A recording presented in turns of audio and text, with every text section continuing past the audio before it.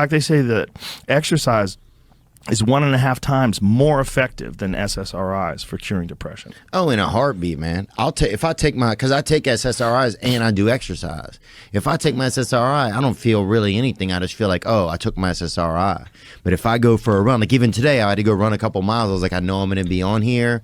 I want to like just be in like I want to have my good energy going. I'm going to go for a run, and so. Yeah, I know that it makes me feel better if I do something athletic, What SSRI are you taking? I think I'm on Lexapro right now. I take the generic one, whatever the cheaper one is. I think it's, I don't know what it is, but it is, they say it's fine. So I don't know if I believe them, but I mean, I'm fucking taking it. Now, I would like to maybe take 30 days off and try ayahuasca again.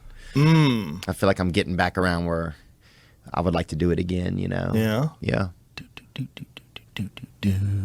I would, man, because I want to fucking feel. I want to be right up there on nature's fucking. I want to be in there. Just eavesdropping on nature's nuts, boy. Yeah. God, I'll be right up there. Yeah. What'd you say, boy?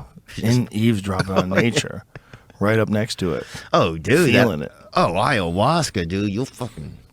Mother Nature, she'll break out that wiener and you'll be like, damn, I didn't know Mother Nature had a wiener, Mother Nature's got everything. It's powerful, dude. That ayahuasca stuff is real powerful, so I would like to do that again. What is the reason why you take the SSRIs? I think because when I'm off of them, something feels wrong. I feel it's a battle. A battle. It's a battle to, even if I do running and I do fitness, right? It's a battle to keep myself even. So instead of dealing with that at a more intense level, I choose to take them because it just makes it a little bit easier. I don't think it's taking the easy way out, though, because if I don't take them and I still do all those things, it's hard for me to get to a good baseline. What do you mean by wrong? Like, when you say you feel wrong, what does it feel like? I feel like at any moment, kind of my feelings can just drop off into like a really surprised low. Out of nowhere for no reason. Yes. Sometimes with a little bit of motivation to it, right? Or some trigger. But the level that it drops off to, it's too much of a drop for me to not get some help. If it were a little bit and it felt manageable, that's okay. But when it's pretty steep, it's like, oh man, this feels sometimes scary. Yeah, I know what you're saying. But it's doing that ayahuasca stuff made it a lot better than it had ever been. Neil Brennan said it basically cured him. Yeah, he's the one who took me to it. Yeah, he said it made him much happier. It cured him of like a lot of his, what he felt like were personality disorders that he had, Like Neil's a great guy, but he's very, very smart. Very smart. And sometimes, I wonder about real smart guys. They're just always thinking about things and maybe too much about certain things. And, you just get overwhelmed by thoughts and anxiety and emotions. And anxiety is a lot of is fretting about possibilities for a lot of people. It's the inability to live in the moment. And you fret about anxiety. And a lot of it has to do with childhood trauma. A lot of it has to do with genetics. Anxiety is a weird thing. Like they think that anxiety, whether it's a learned behavior or not, you can actually get it from your parents. I don't know why.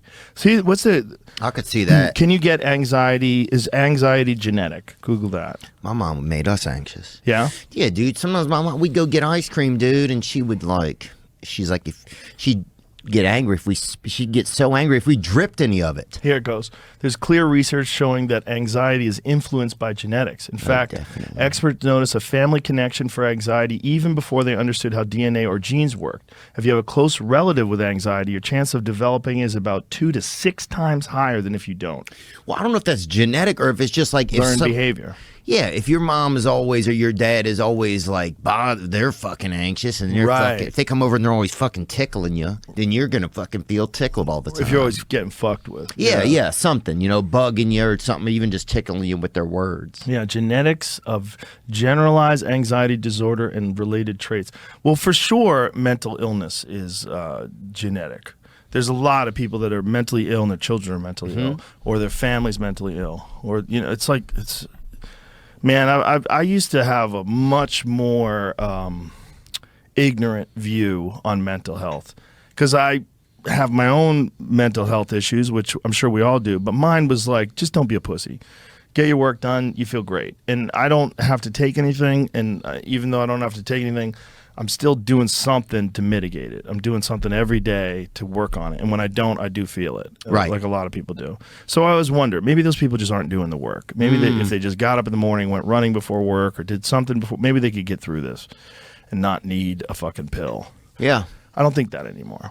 Interesting. Yeah, I think there's times where I thought that I'm just not tough enough. I'm just not doing enough. I'm not enough to battle this, right? Right. And then I get to a point where so many times I tried to stop taking it, and it's like it's too much of a discrepancy that makes things unmanageable to a point where it feels like it's unfair to be that unmanageable to myself. So I get back on it, and I don't think it really bothers me or anything like that, but yeah, it's kind of the same with alcoholism. Like I thought alcoholism used to just be like somebody couldn't stop drinking or whatever. Right. But there's so much more. I mean, alcoholism is the only disease that will tell you don't have the disease, right? Mm-hmm. That's like imagine if you put on like a shirt, right? But every couple of days the shirt was like, guess what? You don't have a shirt on. I don't think that's a good analogy.